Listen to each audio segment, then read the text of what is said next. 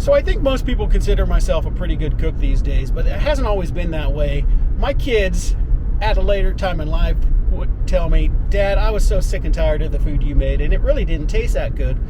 At the time, and I'm talking 20, 25 years ago, I thought it was the best thing ever. But something I learned over the last 10 years or so is quality ingredients do make a difference. So if you're using spices that have been in your cabinet for 5-10 years, it's probably time to get something new.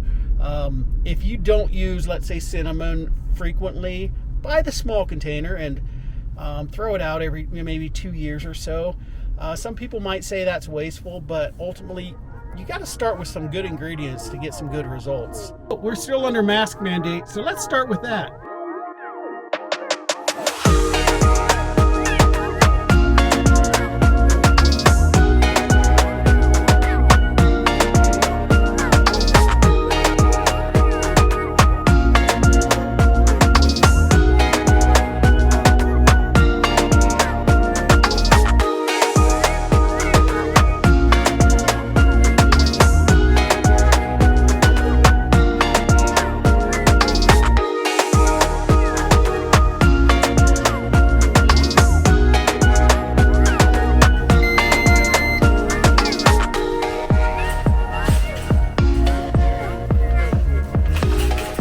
I got my fresh ingredients. Now I'm headed home to start baking. Hey, we're here in the kitchen about to get baking, but there's a couple things we have to do before we can get started. So here we go.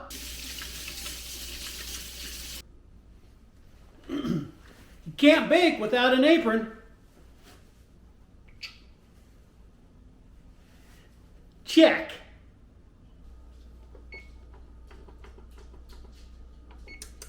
Oven on. Time for the ingredients. So you're going to need a couple things to get this recipe put together. I personally use a stand mixer, but you could also do this by hand. So don't feel like you need to have that. It's just something I use.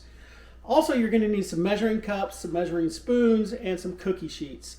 Just a tip that I would recommend is get some parchment paper and line the cookie sheet so that you're protecting the cookie sheet. It will last you much longer. Oh, guess what? Oven's ready.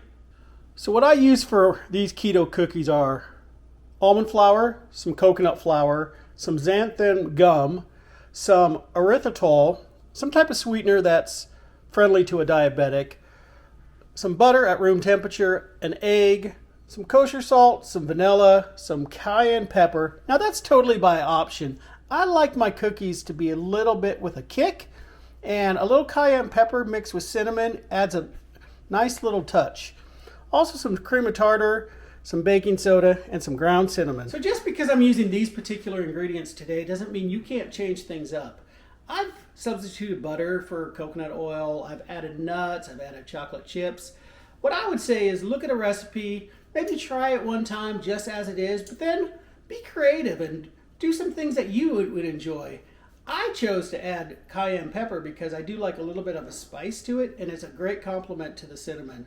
So what I would say is just make it your own.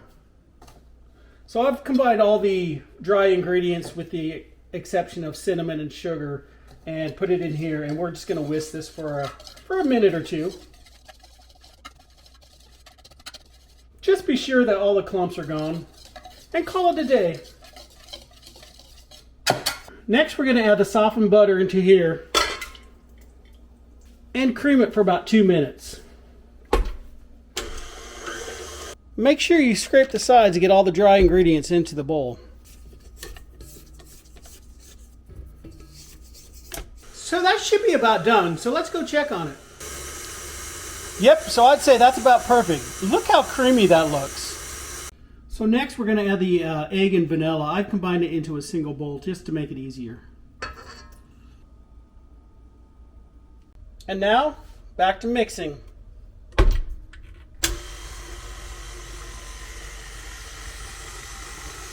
So once that's done mixing, don't stress out. I repeat, don't stress out, because it's going to look a little bit separated, but that's totally normal until we start adding some more ingredients. That should do it. Now, take a look. Next, we're going to put about half the dry ingredients in here. And And we'll let this go for about a minute and then we'll add the rest in. We got the cookie sheets ready to go with parchment paper. We also got this little mixture ready to be mixed. This is basically a cinnamon and sweetener mix that we're going to roll the cookies in. As you can see, it's kind of light and fluffy looking, so it's getting good. So I like to just get all the balls made up, kind of do a assembly line thing. Drop them here for the time being. Next, I'm just going to roll them in some sugar here. Give them a little coat. Throw them on here. So there you go. We got 16 cookies ready to go in the oven. Next, we set it for about 8 minutes.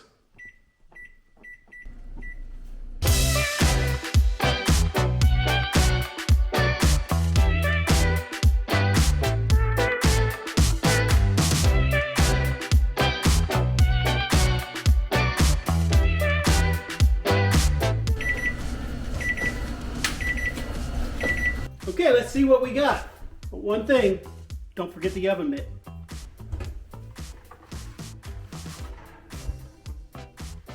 One,